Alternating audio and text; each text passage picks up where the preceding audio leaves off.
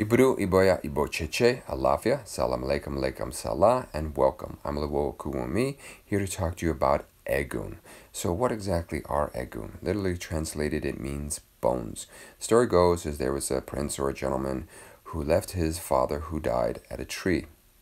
He came back to town, he started living his life, he started having a lot of problems. He consulted Ifa, and he was told that he needed to do a proper ceremony for the remains of his father. He took a red cloth, he went out, gathered the remains of his father, brought it back to town, did the ceremony, and his life improved. So the theory is that we worship Egun in order to better our lives. But what if on your maternal side or your paternal side or direct family, you've been abused? You have issues of trauma. What if they were criminals? What if you don't even know who they were? You were an orphan, or your blood lineage has been cut off to the point that you are confused and you don't know who you are, where you come from. That is okay. Egun is also to represent more than just your maternal lineage and your paternal lineage. There are different Eguns and spirit guides that walk with all of us. It is connecting to these spirits that we are better able to live a healthier life, as well as be elevated to a higher level of spirituality. It is believed that we stand on the shoulders of our Eguns because they are continually uplifting us for spiritual, mental, emotional, and physical evolution. So, can we have spirit guides that are animals? Sure can. What about tree spirits? Yep. What about spirits of nature, like a river, an ocean, a mountain? You better believe it. Of course we can. And we also have people who have been friends of ours, who have been husbands and wives to us, who have been cousins to us. Also spirits like Abiku, children who have died at an early age, or maybe through a miscarriage. These are all spirits that we can connect with and help us in our daily life. If you have issues or trauma, or you're not quite comfortable or sure how to work with Egun, feel free to give me an email, ifaobale@gmail.com, and I will be more than happy to work with you and help you to do this specifically. Egun is a very personal thing, and they can come from all different walks of life. As you can see a little bit behind me,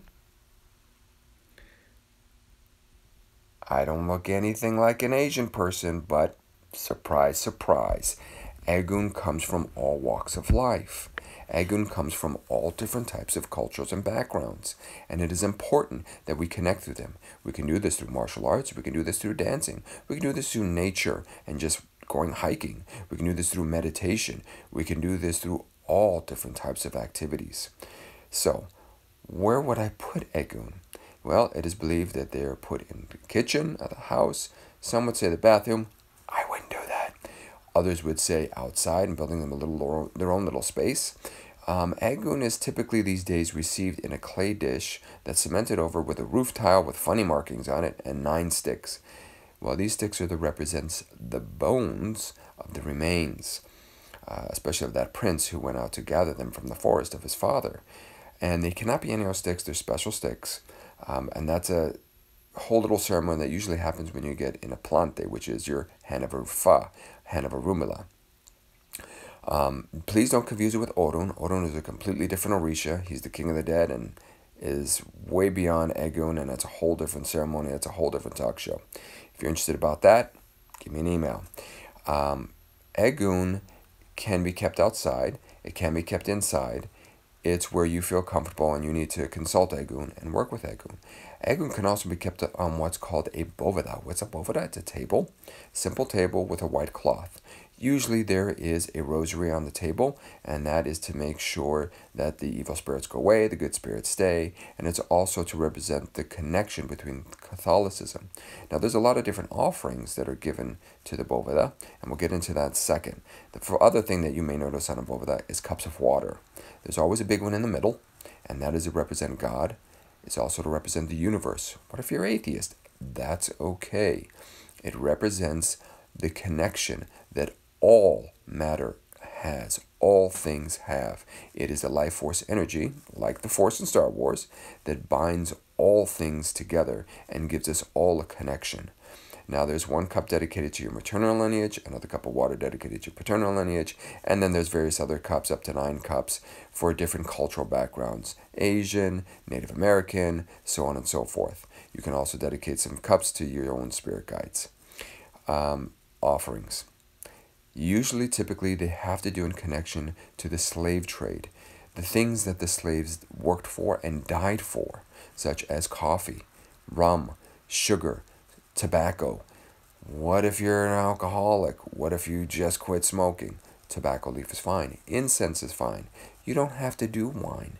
You could use coffee. You can use a special treat that you know that your Uncle Louis used to love eating. It can be maybe food from a different culture.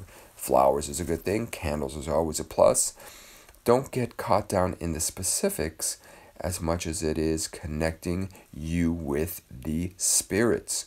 Remember, they nudge us gently through intuition. Unfortunately, we never really pay attention to that little voice in our head, and we're sorry for it later. And sometimes our spirits and spirit guides kind of kick us in the ass so we can move forward. Well, let us find them, connect with them through different activities, meditation, martial arts, dancing, qigong exercises, walking and hiking through nature. So that way our connection is stronger and they can gently nudge us rather than shove us and bully us around.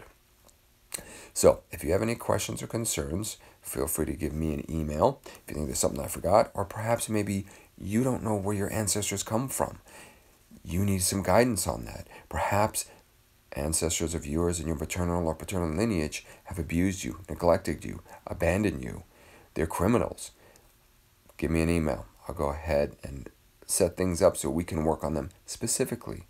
Remember, ancestors who have walked on this earth have died. They've gone to the next plane of existence. They need now to work through their issues that trapped them here on earth or made them such bad people. They are here to help you work through your traumas and issues and pain so you can release it, let it go, and live a more fulfilling life. Therefore, that is how they are able to elevate themselves and you to the next level of existence and evolution. Give me an email. And one last thing I just want to make sure that I mention is Orun is not the same as Egun. Orun is a completely different orisha that is received through Ifa stuff and typically received after you become a Babalawo. There have been a few exceptions, but it is not the same as Egun. All right, give me an email, ifaobale@gmail.com. Let me know what you think. Let me know what you like.